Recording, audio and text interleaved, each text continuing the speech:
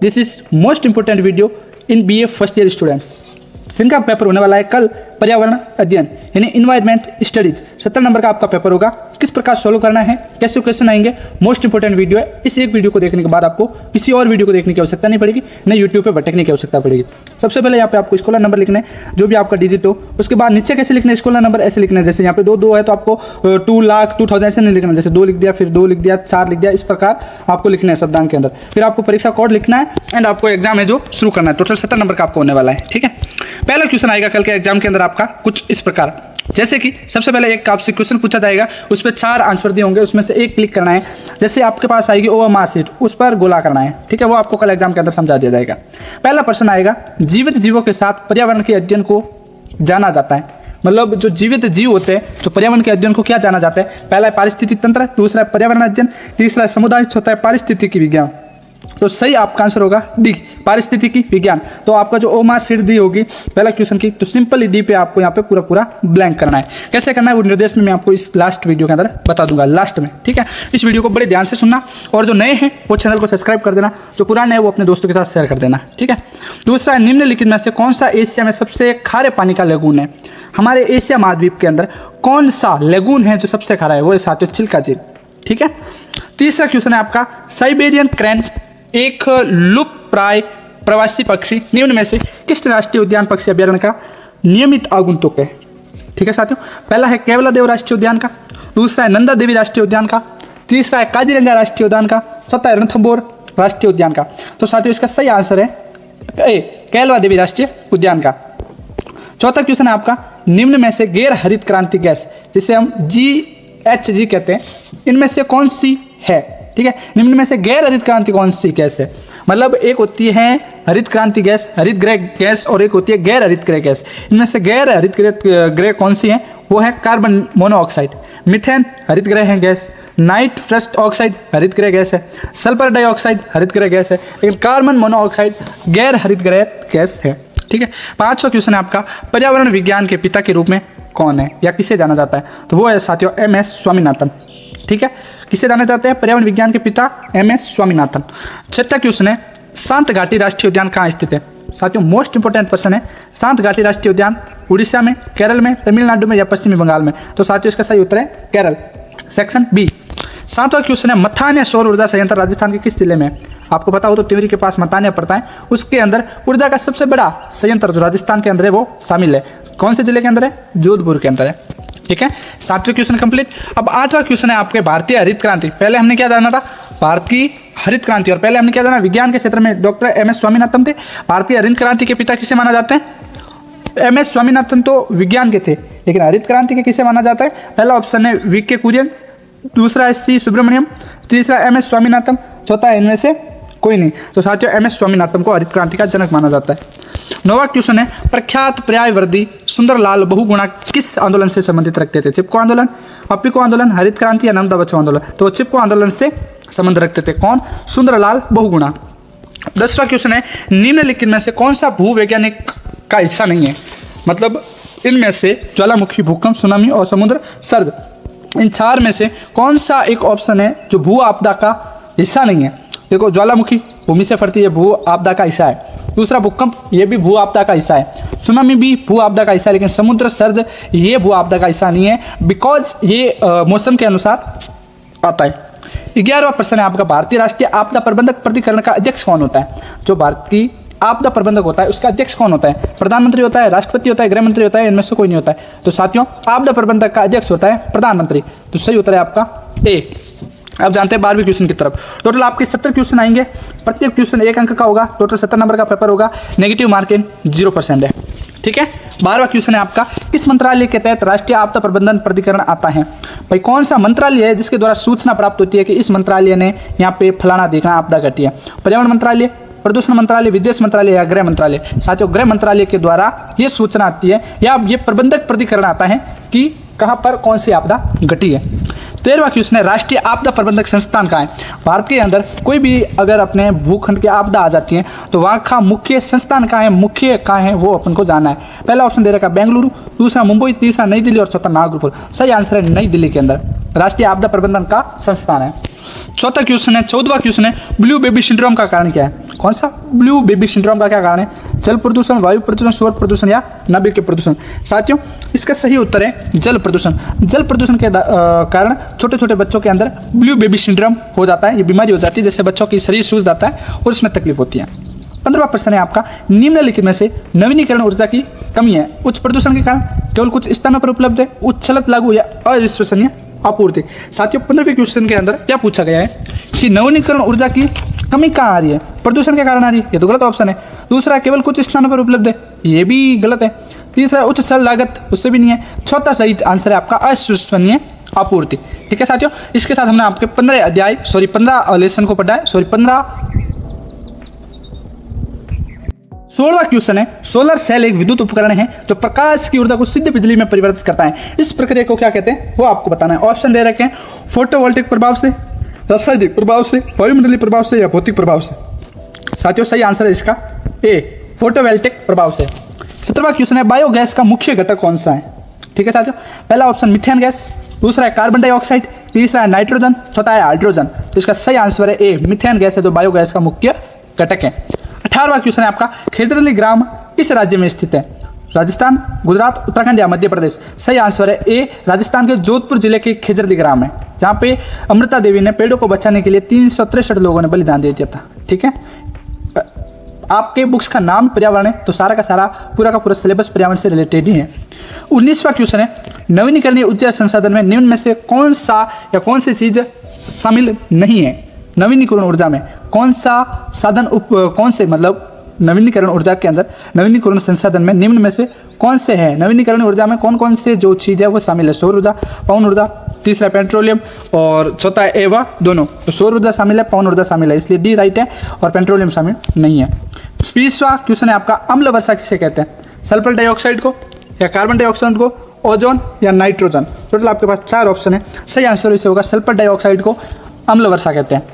21वां आपका क्वेश्चन है, ओजोन क्षरण का मुख्य कारण क्या है? कार्बन डाइऑक्साइड, क्लोरोफ्लोरो कार्बन या ऑक्सीजन या हाइड्रोजन? तो साथियों, इसका सही आंसर है क्लोरोफ्लोरोकार्बन के कारण ओजोन परत में छेद हो रहा है। 22वां क्वेश्चन है, खेजरती किसके लिए प्रसिद्ध है? पहला है वन संरक्षण, दूसरा है वन्य जीव संरक्षण, तीसरा जल संरक्षण, चौथा स्थानांतरित कृषि। जैसा कि मैंने आपको बताया था, अमृता देवी और उनकी 2 बेटियों ने मिलकर और गांव के 363 लोगों ने मिलकर वनों को बचाया था, तो वन संरक्षण के लिए। ठीक है, 23वां क्वेश्चन है, man and biosphere programme MB किसके द्वारा शुरू किया गया था? इसके सामने आपके पास 4 ऑप्शन है।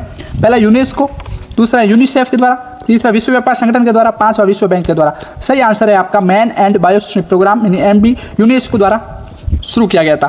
चौथा क्वेश्चन है, संयुक्त राष्ट्र पर्यावरण कार्यक्रम का मुख्यालय कहाँ है? पेरिस के अंदर, न्यूयॉर्क के अंदर, जेनेवा के अंदर या नैरोबी के अंदर? तो इसका सही आंसर है साथियों आपका सेक्शन डी, नैरोबी के अंदर। ठीक है, 15वां क्वेश्चन है आपका, मृदा अपरदन को किससे बचाया जा सकता है? कौन सा मृदा अपरदन को किससे बचाया जा सकता है? इसके 4 आपको ऑप्शन दे रखे हैं। पहला है पशु द्वारा अत्यधिक चराई, दूसरा है वनस्पति के घटाव द्वारा, तीसरा वनारोपण द्वारा, चौथा है पक्षियों की जनसंख्या बढ़ाकर। साथियों, मृदा अपरदन को पक्षियों की वनारोपण द्वारा बचाया जा सकता है, वन ज़्यादा से ज़्यादा लगा के मृदा अपरदन को बढ़ाया जा सकता है। साथियों, यह है पार्ट 1, जिसके अंदर हमने 25 क्वेश्चन जाना। अब पार्ट 2 कमेंट करो, उसके बाद हम पार्ट 2 के अंदर जानेंगे 26 क्वेश्चन से लेके आगे के 17वें क्वेश्चन तक, या 26 क्वेश्चन से लेके 50 क्वेश्चन तक। 25 क्वेश्चन का और वीडियो चाहिए तो जल्दी से पार्ट 2 कमेंट करो। कम से कम 30 से 40 कमेंट आ जाएंगे पार्ट 2, तो जल्दी मैं आपके लिए वीडियो पार्ट 2 अपलोड कर दूंगा। इस वीडियो को साथ ज़्यादा दोस्तों के साथ शेयर करो, जितने ज़्यादा कमेंट आएंगे। चलो, आपके लिए एक सुविधा कर देता हूँ, जैसे 20 कमेंट आते हैं मैं आपके लिए वीडियो अपलोड कर दूंगा QES का पार्ट 2 का। जल्दी से सब्सक्राइब कर दो चैनल को और अपने दोस्तों के साथ। This is most important video in BA first year student 2025, जिनका कल पेपर होने वाला है QES, जिनका QES पेपर होने वाला है 12 अगस्त को, उनके लिए ये वीडियो मोस्ट इंपॉर्टेंट है। अगर आप बाद में भी इस वीडियो को देख रहे हो इन्वायरमेंट स्टडीज से रिलेटेड, तो आपके लिए मोस्ट इंपॉर्टेंट होने वाला है। साथ ही आपके एग्जाम के अंदर जो भी क्वेश्चन आएंगे उसके 4 ऑप्शन दिए होंगे और आपको OMR शीट के अंदर ब्लैंक करके उसको राइट करना है। कल एग्जाम है, आज इस वीडियो को देख रहे हो तो इस वीडियो को बिना स्किप किए पूरा देखना है और दूसरा अपने फ्रेंड्स के भी साथ इस वीडियो को शेयर करना है। हालांकि हमने पार्ट 1 अपलोड किया, उसके अंदर से हमने आपके 1 क्वेश्चन से लेके 25 क्वेश्चन के बीच में जाना था। अब ये पार्ट 2 है, इसके अंदर हम जानेंगे आपके 25 क्वेश्चन से लेके 50 क्वेश्चन के बीच में। ठीक है साथियों, पार्ट 3 के लिए पार्ट 3 कमेंट कर देना, वहां से हम जानेंगे 51 क्वेश्चन से लेके 75 क्वेश्चन तक। ठीक है साथियों, चलो शुरू करते हैं बिना टाइम वेस्ट के। 26वां क्वेश्चन है आपका, प्रकृति का सफाई कर्मी किसे कहा जाता है? कैंचुए को, गिद्ध को, शुतुरमुर्ग को, या आज को, जैसा कि आपकी बुक का नाम है पर्यावरण अध्ययन, तो सारे क्वेश्चन आएंगे वो पर्यावरण अध्ययन से रिलेटेड आने वाला है। ठीक है, तो साथियों प्रकृति का सफाई कर्मी कहा जाता है गिद्ध को। राइट आंसर होगा बी। ओके, 27वां क्वेश्चन है आपका, हरे पौधे सूर्य प्रकाश को किस में बदलते हैं? जो हरे पौधे होते हैं वो सूर्य से आने वाला जो प्रकाश होता है उसको किस में बदलते हैं? सबसे पहला क्वेश्चन है, पहला आंसर है यांत्रिक ऊर्जा में, सेकेंड है रासायनिक ऊर्जा में, थर्ड है भौतिक ऊर्जा में, फोर्थ है विद्युत ऊर्जा में। सही आंसर है इसका बी, रासायनिक ऊर्जा में। हरे पौधे होते हैं तो सूर्य से आने वाले प्रकाश को रासायनिक ऊर्जा में बदल देते हैं। 28वां क्वेश्चन है, भारत की संकटग्रस्त पादप जाति में कौन सम्मिलित है? जो भारत है उसमें संकटग्रस्त कौन कौन सी प्रजाति है, उसमें कौन कौन शामिल है? आम नहीं है, बहुत सारे, तो ये संकटग्रस्त में नहीं है। शीशम की संख्या भी बहुत ज़्यादा है, तो ये भी नहीं है। सागौन भी बहुत ज़्यादा है। साथियों चंदन है जो संकटग्रस्त प्रजाति में आ गया है भारत के अंदर, तो सही आंसर होगा आपका डी को ब्लैंक करना है पूरा। ठीक है, 29वां क्वेश्चन है आपका, सर्वाधिक जातिगत विविधता कहाँ पाई जाती है? सबसे ज्यादा जातिगत विविधता कहाँ पाई जाती है? ऑप्शन 4 दे रखे हैं। पहला है टुंड्रा प्रदेश में, दूसरा है टैगा प्रदेश में, तीसरा है विश्ववत रेखीय सदाबहार वन में, और डी ऑप्शन है पतझड़ वन में। साथियों इसका सही आंसर है सी, विश्ववत रेखीय सदाबहार वन में। ठीक है, अब है आपका 30वां क्वेश्चन। साथियों एक्चुअली है ना, मैं बीए फाइनल ईयर को और सेकेंड ईयर वालों को पढ़ा के सिर्फ अध्याय समझाता हूँ, सो अध्याय आ रहा है, बट आप क्वेश्चन समझ लेना। ओके, 30वां क्वेश्चन है, भारत का तत्व स्थल हॉट स्पॉट कौन सा है? भारत का जो तत्व स्थल है वो कौन सा है? एक के अंदर दे रखा है पूर्वी घाट, दूसरे के अंदर दे रखा है पश्चिमी घाट, फिर सी के अंदर दे रखा है पूर्वी का तट, और डी के अंदर दे रखा है पश्चिमी तट। तो साथियों भारत का तत्व स्थल है पश्चिमी घाट, जैसे कि नाम से भी पता चल रहा है, तप यानी सबसे ज्यादा तपने वाला हॉट स्पॉट कौन सा है? पश्चिमी घाट। ओके, तो राजस्थान है। 31वां प्रश्न है आपका, जीवों की संकटग्रस्त जातियों को सूचीबद्ध करने वाली पुस्तक को क्या कहते हैं? जो जीव हैं जैसे कि बाघ हो गए, गिद्ध हो गए, ये खत्म हो रहे हैं, विलुप्त हो रहे हैं, जो संकटग्रस्त जाति है ना, जो विलुप्त होने वाली है, उनको किस पुस्तक के अंदर रखा गया है उसका नाम बताना है। ऑप्शन 4 दे रखा है। पहला है रेड डाटा बुक, सेकेंड है ब्लैक डाटा बुक, थर्ड है येलो पेज बुक, चौथा है डी ब्लू डाटा बुक। साथियों इसका सही आंसर है first A, red data book के अंदर संकटग्रस्त जीवों को सूचीबद्ध किया गया है। अब है आपका 32वां क्वेश्चन, घड़ियाल प्रोजेक्ट किस नदी पर स्थापित है? कौन सा प्रोजेक्ट? घड़ियाल। गंगा नदी, महानदी, चंबल और नर्मदा, 4 ऑप्शन दे रखे हैं। इसका राइट आंसर है सी, सेक्शन सी, चंबल नदी के किनारे घड़ियाल प्रोजेक्ट स्थित है। अब है आपका 33वां क्वेश्चन है, ओजोन परत महत्वपूर्ण है क्योंकि ये अवशोषित करती है उष्मा को, बी है पराबैंगनी किरणों को, सी है सूर्य की उष्मा को, डी है अवरक्त किरणों को। साथियों इसका सही आंसर है बी, पैरा बैंगनी किरणों को। ओजोन परत है जो पैरा बैंगनी किरणों को अवशोषित करती है। अब है आपका 34वां क्वेश्चन, पर्यावरणीय समस्या का उदाहरण है, यानी जो पर्यावरण है उसकी समस्या का उदाहरण क्या है? ओजोन स्तर का ह्रास, अम्लीय वर्षा, हरित गृह प्रभाव, और डी उपरोक्त सभी। तो साथियों 34वें का आपका सही क्वेश्चन होगा उपरोक्त सभी, यानी अम्ल वर्षा भी पर्यावरण की समस्या है, ओजोन परत में छेद भी, और हरित गृह प्रभाव भी समस्या है।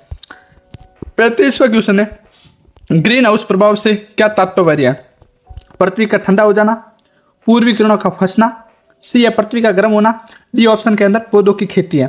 साथियों 35वें क्वेश्चन का सही आंसर है आपका सी, पृथ्वी का गर्म होना ग्रीन हाउस का प्रभाव से तात्पर्य है।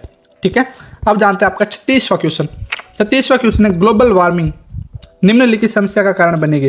ग्लेशियर का पिघलना, समुद्र का स्तर बढ़ना, द्वीपों को डूबना, और उपयुक्त सभी। इसका सही आंसर है उपयुक्त सभी, यानी ग्लोबल वार्मिंग बढ़ने से ग्लेशियर भी पिघलेंगे जिससे समुद्र का स्तर बढ़ेगा, और फिर जो द्वीप है उसके डूबने का खतरा शामिल होगा, तो उपयुक्त सभी। अब है आपका क्वेश्चन 37 में निम्नलिखित में से कौन सा संसाधन अजैविक और नवीनीकरण है? लोहा अयस्क, बी है पशुधन, सी है पानी, और डी है वन। इसका सही आंसर है साथियों सेक्शन सी, पानी। ये एक ऐसा संसाधन है जो अजैविक भी है और नवीनीकरण भी है। ठीक है, अब जानते हैं आपका 38 यानी 38वां क्वेश्चन। 38वां क्वेश्चन है, अधिक सिंचित तथा सघन कृषि वाले क्षेत्रों की मृदा में प्राय इसका अभाव रहता है? पहला है जिंक, बी है मैग्नीज, सी है लौह तत्व, डी है उपरोक्त सभी। 38वें क्वेश्चन के अंदर सही आंसर है उपरोक्त सभी। ये जो जिंक मैग्नीज लो तत्व है ये सभी सिंचित और सघन कृषि में उपयोगी है। 29वां क्वेश्चन है प्रसिद्ध गिर वन कहाँ स्थित है। सेक्शन ए के अंदर दे रखा है मैसूर, बी के अंदर कश्मीर, सी के अंदर गुजरात और फोर्थ के अंदर है केरल। तो प्रसिद्ध गिर है साथियों 39 का क्वेश्चन का सही आंसर है सेक्शन सी, यानी गुजरात के अंदर गिर वन स्थित है। ठीक है, अब है आपका 40वां क्वेश्चन। 40वां क्वेश्चन है बायोस्फीयर रिजर्व का क्या उद्देश्य है। जो बायोस्फीयर रिजर्व है उसका उद्देश्य क्या है। वन भूमि के वनस्पति और जीवों का संरक्षण, वन उत्पाद का अनुसंधान और विकास। सेक्शन सी है कृषि उत्पाद का अनुसंधान और विकास। उपरोक्त डी है उपरोक्त सभी। तो साथियों बायोस्फीयर का उद्देश्य है वन भूमि के वनस्पतियों और जीवों का संरक्षण, यानी सेक्शन ए, यानी ऑप्शन ए राइट है। ठीक है, अब जानते हैं हम आपके 41वें क्वेश्चन के अंदर। 41वां क्वेश्चन है सरिस्का और रणथंभौर निम्नलिखित में से किसके लिए आरक्षित है। सरिस्का और रणथंभौर है और निम्नलिखित में से किसके लिए आरक्षित है। सिंह के लिए, हिरण के लिए, बाघ के लिए या भालू के लिए। साथियों बचपन से पढ़ते आ रहे रणथंभौर और सरिस्का है जो बाघ के लिए आरक्षित है। तो सेक्शन सी आपका राइट होगा, उसे आप ब्लैंक करके आना ओआमार सेट के अंदर। ठीक है, 42वां क्वेश्चन है निम्नलिखित में से कौन भारत में गैर पारंपरिक स्रोतों में नहीं है। सौर ऊर्जा, भूतापीय ऊर्जा, तापीय ऊर्जा और ज्वारीय शक्ति। साथियों स्पष्ट और साफ साफ रूप में दिख रहा है कि इनमें से कौन सी गैर पारंपरिक स्रोत है। तो वो है साथियों तापीय ऊर्जा। ठीक है, जो गैर पारंपरिक स्रोतों में आती है। ओके, फिर आपका 43वां क्वेश्चन। 43वां क्वेश्चन है पृथ्वी शिखर सम्मेलन का आयोजन किसके द्वारा किया गया। जो पृथ्वी शिखर सम्मेलन का आयोजन किया गया था वो किसके द्वारा किया गया था। यूनेस्को के द्वारा, यूएनसीईडी द्वारा, डब्ल्यूएचओ के द्वारा और यूनिसेफ के द्वारा। इसका सही आंसर है बी, यूएनसीईडी द्वारा पृथ्वी शिखर सम्मेलन किया गया था। अब है आपका 44वां क्वेश्चन। 44वां क्वेश्चन है राष्ट्रीय पर्यावरण अनुसंधान संस्थान स्थित है कहां पर। देहरादून, नई दिल्ली, जयपुर या नागपुर। 44वें का आपका सही आंसर है नागपुर के अंदर। राष्ट्रीय पर्यावरण अनुसंधान संस्थान कहां स्थित है, नागपुर के अंदर। ठीक है, 45वां क्वेश्चन है आपका हरे पौधों को यह भी कहा जाता है उत्पादक, उपभोक्ता, अपघटक या अपमार्जक। 45वें क्वेश्चन का आपका सही आंसर है सेक्शन या ऑप्शन ए उत्पादक। हरे पौधों को क्या कहा जाता है, उत्पादक कहा जाता है। अब है आपका 46वां क्वेश्चन। 46वां क्वेश्चन है प्राकृतिक पारिस्थितिकी तंत्र का उदाहरण क्या है। पहला है खेत, बी के अंदर है बांध, सी है झील और डी है पार्क। 46वें क्वेश्चन का आपका सही आंसर है सेक्शन सी, यानी झील है जो प्राकृतिक पारिस्थितिक तंत्र का उदाहरण है। ठीक है, अब जानते हैं आपका 47वां क्वेश्चन। सीएनजी का फुल फॉर्म बताना। जो सीएनजी गैस होती है ना उसका फुल फॉर्म बताना है। पहला है मिश्रित प्राकृतिक गैस, दूसरा है बीएस संपीड़ित प्राकृतिक गैस, सी है पूर्ण प्राकृतिक गैस और चौथा है प्राकृतिक गैस। 47वें क्वेश्चन का सही आंसर है आपका बी, ऑप्शन बी संपीड़ित प्राकृतिक गैस। फिर आपका 48वां क्वेश्चन है पर्यावरणीय ह्रास का मानवीय कारण क्या है। जो पर्यावरण जिसका पर्यावरण ह्रास हो रहा है उसका प्राकृतिक कारण कौन सा है। क्या पूछा है, मानवीय कारण कौन सा है। पहला है जनसंख्या विस्फोट, दूसरा है वनोन्मूलन, तीसरा है नगरीकरण, चौथा है उपरोक्त सभी। साथियों 48वें प्रश्न का सही उत्तर है सेक्शन डी उपयुक्त सभी। जो पर्यावरण का ह्रास हो रहा है, विनाश हो रहा है जनसंख्या विस्फोट के कारण, वनों को उखाड़ा जा रहा है उसके कारण, और नगरीकरण हो रहा है उसके कारण हो रहा है। ठीक है, अब है आपका क्वेश्चन 49वां जिसके अंदर है पर्यावरण को बचाने के लिए चिपको आंदोलन से कौन सा राज्य जुड़ा है। चिपको आंदोलन हुआ उससे कौन सा राज्य जुड़ा है। पहला है उत्तर प्रदेश, दूसरा है झारखंड, तीसरा है उत्तराखंड और चौथा डी के अंदर है छत्तीसगढ़। तो इसका सही आंसर है उत्तराखंड के अंदर चिपको आंदोलन हुआ था। प्रेरणा किससे मिली थी, खेजड़दी आंदोलन से। ठीक है, अब जानते हैं आपका 50वां क्वेश्चन है ओजोन परत पाई जाती है। ओजोन परत कहाँ पाई जाती है, स्ट्रेटोस्फीयर में, एक्सोस्फीयर में, आयनोस्फीयर में या टॉपोस्फीयर में। इसका सही आंसर है सेक्शन ए स्ट्रेटोस्फीयर में। ठीक है साथियों, ये हम पार्ट 2 के अंदर हमने जाना 26 क्वेश्चन से लेकर 50 क्वेश्चन की तरफ। अब हम पार्ट 3 आप कमेंट करो, पार्ट 3 के अंदर जानेंगे 50 क्वेश्चन से लेकर 70 से 75 क्वेश्चन की तरफ। मुझे कम से कम 20 से 25 कमेंट आ जाने पर हमें part. So hey what's up, this is third part in QES जो पेपर आपका होने वाला है 12 अगस्त का। पार्ट 2 के अंदर हमने ऑलरेडी 1 क्वेश्चन से लेकर 50 क्वेश्चन तक हमने बात कर रखी है। इस वीडियो को देखने के बाद पार्ट 1 और पार्ट 2 देख लेना। क्वेश्चन नंबर है 51, CFS क्या है, इसका पूरा नाम बताना है। क्लोरोफ्लोरोकार्बन, बी ऑप्शन है कार्बन फ्लोरोकार्बन, सी है कार्बन फ्लोरोकार्बन और डी है कार्बन फ्लोरो फ्लोरो। साथियों इसका सही आंसर है ए क्लोरोफ्लोरो कार्बन, CFS का पूरा नाम। अब आपका 52वां क्वेश्चन है, जीवाणु एक कवक कहलाते हैं, उत्पादक, अपघटक, उपभोक्ता, आहार श्रृंखला। इसका सही आंसर है बी अपघटक कहलाते हैं जीवाणु। 53वां क्वेश्चन है, भूमंडलीय तापन का क्या कारण है? भूमंडलीय तापन का क्या कारण है? पहला है कार्बन डाइऑक्साइड, दूसरा है कार्बन डाइऑक्साइड में वृद्धि, सी ऑप्शन में वनों में वृद्धि, डी है इनमें से कोई नहीं। इसका सही आंसर है कार्बन डाइऑक्साइड में वृद्धि के कारण भूमंडलीय ताप बढ़ रहा है। अब है आपका 54वां क्वेश्चन है, पर्यावरण के लिए कौन सा खतरा है? बढ़ते पौधे, बढ़ती आबादी, बढ़ती फसलें, इनमें से कोई नहीं। स्पष्ट है, सेक्शन बी राइट है, बढ़ती आबादी पर्यावरण के लिए खतरा है। 55वां क्वेश्चन है, निम्नलिखित में से उष्णकटिबंधीय घास का मैदान है, स्टेपीज, प्रेरीज, वेल्ड और सवाना। 55वें क्वेश्चन का सही आंसर है सवाना, ये उष्णकटिबंधीय मैदान का घास है। अब है आपका 56वां क्वेश्चन है, भावी पीढ़ी की आवश्यकताओं को पूरा करने की सप्ताह में हाइस किए बिना वर्तमान पीढ़ी की आवश्यकताओं की पूर्ति करना क्या कहलाता है? औद्योगिक विकास, तीव्र विकास, सतत विकास या क्षेत्रीय विकास। 56वें क्वेश्चन का आपका सही आंसर है सतत विकास। 57वां क्वेश्चन है, ब्रंडलैंड आयोग किससे संबंधित है? जैव विविधता, सतत विकास, गरीबी उन्मूलन, सूचना तकनीकी। 57वें क्वेश्चन का सही आंसर है सेक्शन पी सतत विकास। अब जानते हैं आपका 58वां क्वेश्चन, निम्न में से पारिस्थितिकी तंत्र का एक जैविक घटक नहीं है, पारिस्थितिक तंत्र का जैविक का घटक नहीं है, भौतिक पर्यावरण, उपभोक्ता, उत्पादक या अपघटक। 58वें क्वेश्चन का राइट आंसर है ए भौतिक पर्यावरण। 59वां क्वेश्चन है आपका, एक पारिस्थितिकी तंत्र में ऊर्जा स्रोत के आधार पर विभिन्न स्तर कहलाते हैं, पोषण स्तर, खनिज स्तर, खाद्य श्रृंखला या जीवोम। 59वें क्वेश्चन का सही आंसर है पोषण स्तर, सेक्शन ए। 60वां क्वेश्चन है, एक पारिस्थितिकी तंत्र के ट्रैफिक स्तरों को आरेख के रूप में किस तरीके से व्यक्त किया जा सकता है? सेक्शन ए पारिस्थितिक मानचित्र, ऑप्शन बी पारिस्थितिकी आलेख, ऑप्शन सी पारिस्थितिकी जाल, ऑप्शन डी पारिस्थितिकी पिरामिड। 60वें क्वेश्चन का राइट आंसर है ऑप्शन डी पारिस्थितिकी पिरामिड। अब जानते हैं हम आपके 61वें क्वेश्चन की तरफ। 61वां क्वेश्चन है, पारिस्थितिकी तंत्र के माध्यम से ऊर्जा का प्रवाह है द्विदिवसीय, अधिदिवसीय, एकादिवसीय या त्रिदिवसीय। 61वें क्वेश्चन का राइट आंसर है आपका ऑप्शन सी एकादिवसीय। अब है आपका 62वां क्वेश्चन, उष्णकटिबंधीय सवाना उन क्षेत्रों में होते हैं जो अनुभव करते हैं लंबी ठंडी ऋतु, लंबी शुष्क ऋतु, लंबी वर्षा ऋतु या लघु शुष्क ऋतु। आपके 62वें क्वेश्चन का राइट आंसर है सेक्शन बी ऑप्शन बी लंबी शुष्क ऋतु उष्णकटिबंधीय सवाना क्षेत्रों में अनुभव किया जा सकता है। अब है आपका प्रश्न 63 यानी 63, गर्म और नम जलवायु विकास में सहायक है उष्णकटिबंधीय वर्षा के वन, शीतोष्ण वन, भूमध्य सागरीय वन या अल्पाइन वनस्पति। 63वें क्वेश्चन का राइट आंसर है आपका सेक्शन ए उष्णकटिबंधीय वर्षा वन के। 64वां क्वेश्चन है, निम्न में से कौन सा शीत मरुस्थल है? कालाहारी, थार, सहारा या तकलामाकन। 64वें प्रश्न का सही आंसर है आपके तकलामाकन शीत मरुस्थल का उदाहरण है। प्रश्न है 65, वेलांचाली, वेलाक्ति एवं नितल स्तर क्षेत्र है मरुस्थलीय पारिस्थितिक तंत्र के, जलीय पारिस्थितिक तंत्र के, वन पारिस्थितिक तंत्र के या घास के मैदान पारिस्थितिक तंत्र के। 65वें क्वेश्चन का आपका राइट आंसर है बी जलीय पारिस्थितिकी तंत्र के। ओके, अब है आपका 66वां क्वेश्चन, निम्न में से अधात्विक खनिज कौन सा है? जस्ता, टाइटेनियम, टंगस्टन या संगमरमर। 66वें क्वेश्चन का सही आंसर है आपके ऑप्शन डी संगमरमर।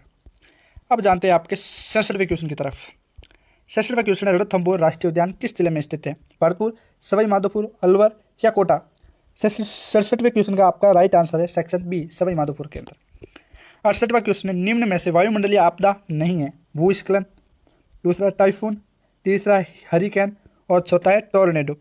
68वें क्वेश्चन का आपका राइट आंसर है सेक्शन ए भूस्खलन, वायुमंडलीय आपदा नहीं है, बाकी सब वायुमंडलीय आपदा है। 69वां क्वेश्चन है, निम्न में से भारत का प्रथम राष्ट्रीय पार्क कौन सा है? पेरियार, राजाजी, जिम कॉर्बेट या बांदीपुर। 69वें क्वेश्चन का राइट आंसर है section C option C Jim Corbett Bharat का प्रथम राष्ट्रीय पार्क है। अब है आपका 70वां क्वेश्चन, भूमि पर विभिन्न प्रकार की वनस्पति और वन्यजीवों वाला एक बहुत बड़ा पारिस्थितिकी तंत्र कहा जाता है, उसे क्या कहते हैं? पारिस्थितिकी, बायोम, जैव विविधता या बायोस्फीयर रिजर्व। 70वें क्वेश्चन का आपका राइट आंसर है बी बायोम, भूमि पर विभिन्न प्रकार की जो वनस्पतियाँ होती है, वन्य जीव होते हैं, उनको पारिस्थितिक तंत्र को क्या कहा जाता है? बायोम कहा जाता है।